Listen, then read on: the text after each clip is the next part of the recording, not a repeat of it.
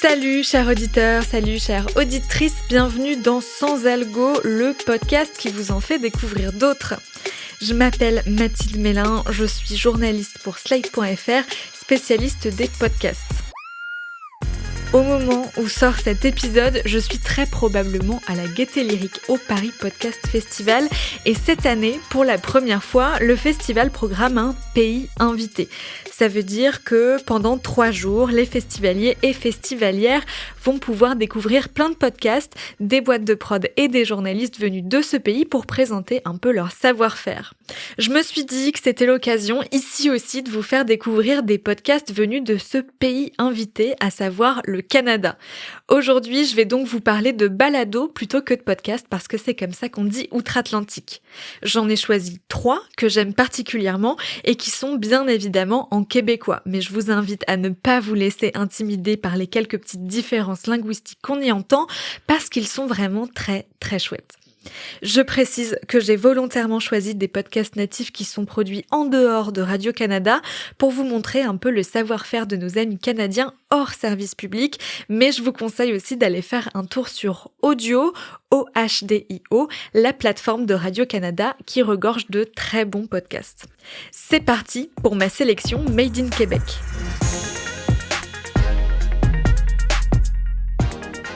Le premier balado dont je veux vous parler s'appelle « Le nom de ma mère ».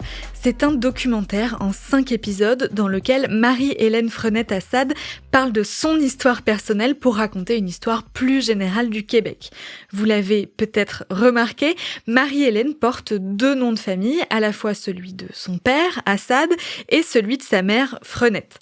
Dans ce balado, on apprend que dans les années 80, au Québec, une réforme du droit de la famille a fortement encouragé les mères à léguer leur nom de famille à leurs enfants, mais qu'aujourd'hui, énormément de femmes font marche arrière et décident que leurs enfants ne porteront pas leur matronyme. Au fil des épisodes, Marie-Hélène Frenette-Assad interroge des femmes de plusieurs générations pour comprendre si ce changement de pratique est le signe que le féminisme recule au Canada.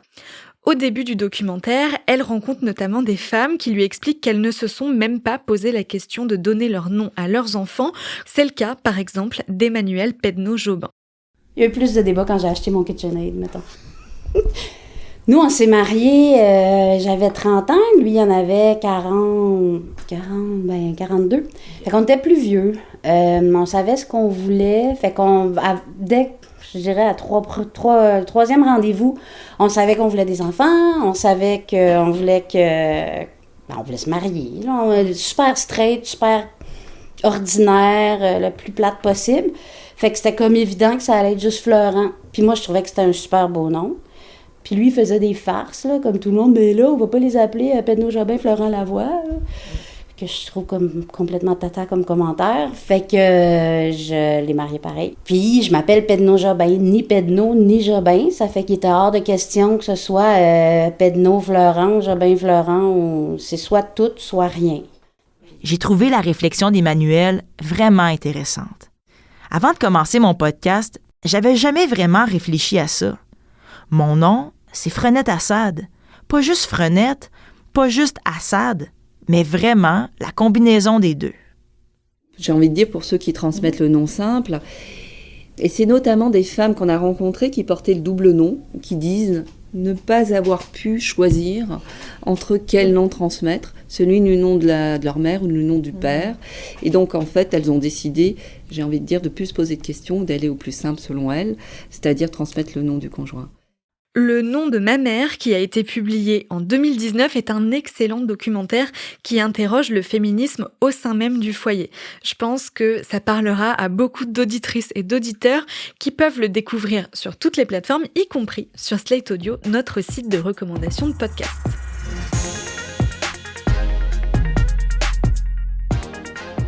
On passe un peu du tout au tout avec J'aime Hydro, un ovni sonore signé Christine Beaulieu pour porte-parole.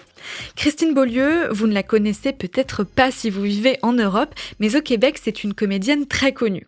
Elle n'était pas particulièrement engagée dans un quelconque combat politique ou écologique jusqu'au jour où, sur un tournage, son partenaire de jeu lui explique qu'Hydro-Québec, l'entreprise qui produit l'électricité québécoise grâce à des barrages sur les rivières, est plus problématique qu'il n'y paraît.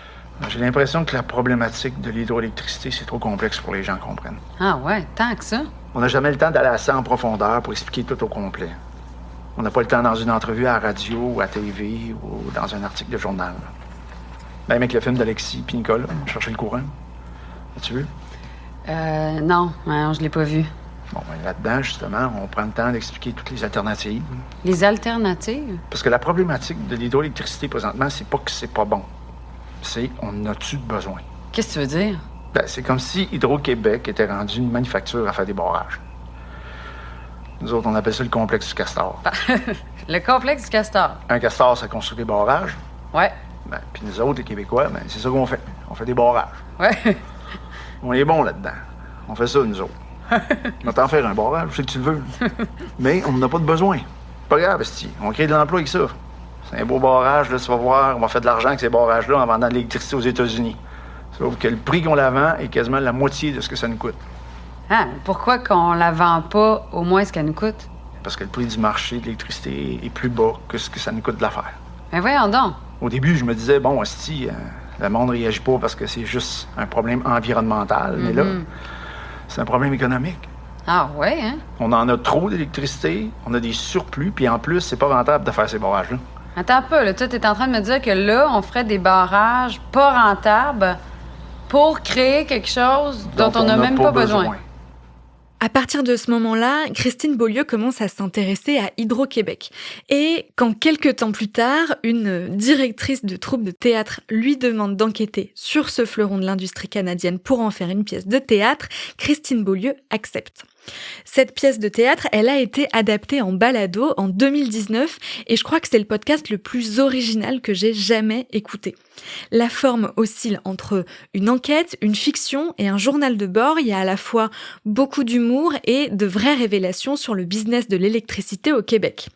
Ça parle d'écologie, de fierté nationale et d'économie, le tout en 4 heures. Alors je sais, dit comme ça fait pas forcément rêver d'écouter 4 heures d'enquête sur l'électricité au Québec, mais croyez-moi, vous n'avez jamais écouté un podcast avec une forme aussi pop. Et puis bon, vu l'actualité et les questionnements sur la production d'énergie et l'environnement, je pense que ce balado pourrait bien résonner dans votre esprit beaucoup plus qu'il n'y paraît. Ça s'appelle J'aime Hydro et c'est disponible sur la plupart des plateformes d'écoute. Je vous conseille par ailleurs de sauter le prologue de 2 minutes et de commencer directement avec l'épisode 1.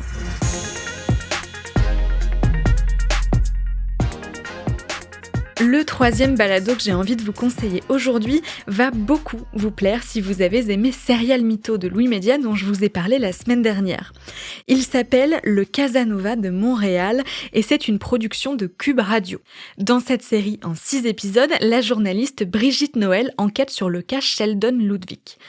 Aux yeux du monde, c'est un entrepreneur montréalais d'une 60aine d'années, impliqué dans des œuvres caritatives. Quand Isabelle commence à travailler pour lui en 2018, elle est tout de suite charmée par cet homme hyper charismatique et sympathique. Alors quand il lui propose de prendre 50% des parts de son entreprise de coaching en sobriété, pour les gens qui ont des problèmes de dépendance, elle accepte immédiatement. Mais bon, comme elle n'a pas les 11 000 $ de côté, ils se mettent d'accord pour un paiement échelonné dans le temps. Sauf que, rapidement, les choses se compliquent.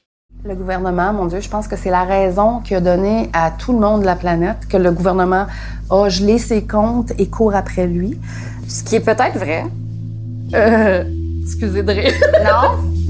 Je sais pas. Je cherche pour des vérités à se faire des mensonges. OK. Après cette conversation, j'ai trouvé des documents qui démontrent que Sheldon a bel et bien eu des problèmes avec Revenu Québec. C'était en octobre 2017, donc 1 an avant qu'Isabelle le rencontre, mais il avait une dette de plus de 30 000 $ à rembourser. Fait qu'il était hyper occupé, là. Il voyageait partout, mais il n'y avait jamais d'argent, là. Fait que là, j'ai fait comme, OK, là, j'ai commencé à lui donner un petit peu plus d'argent, parce que j'y devais 11 000. Moi, je faisais des heures supplémentaires. Et lui, il était jamais là. J'étais pris dans ce tourbillon-là.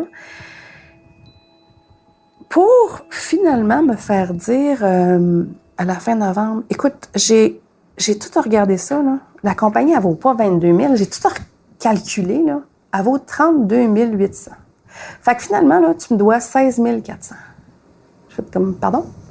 Il dit oui, puis à date, je pense que je t'ai rendu comme quelque chose, parce que j'ai donné 500, 250, je pense que je t'ai rendu à 4000 à peu près. J'ai dit OK, mais je veux des preuves, puis je vais aller signer. Vous vous en doutez, Sheldon Ludwig est en réalité un arnaqueur de haut vol.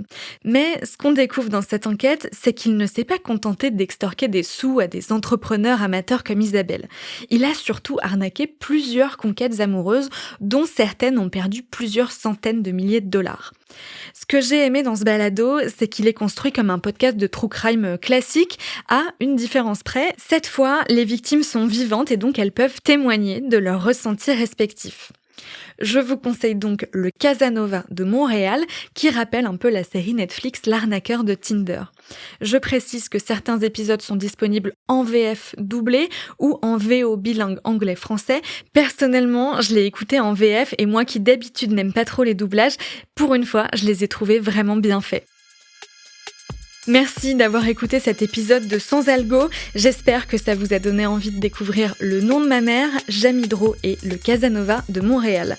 Vous pouvez les retrouver à peu près partout et je vous mets bien sûr les liens dans la description de l'épisode. Et si vous tombez en amour avec les programmes québécois, vous pouvez réécouter les épisodes 5 et 26 de Sans Algo pour 2 autres recos de balado.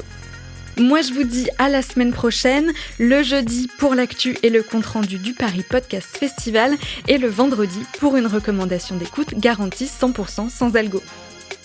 Sans algo est un balado de Mathilde Mélin, produit et réalisé par Slate.fr sous la direction de Christophe Caron et Benjamin Septem-Ours. Merci à Benjamin Septem-Ours pour l'enregistrement de cet épisode et merci à Victor Benamou pour le mixage. Montage et réalisation, Aurélie Rodriguez.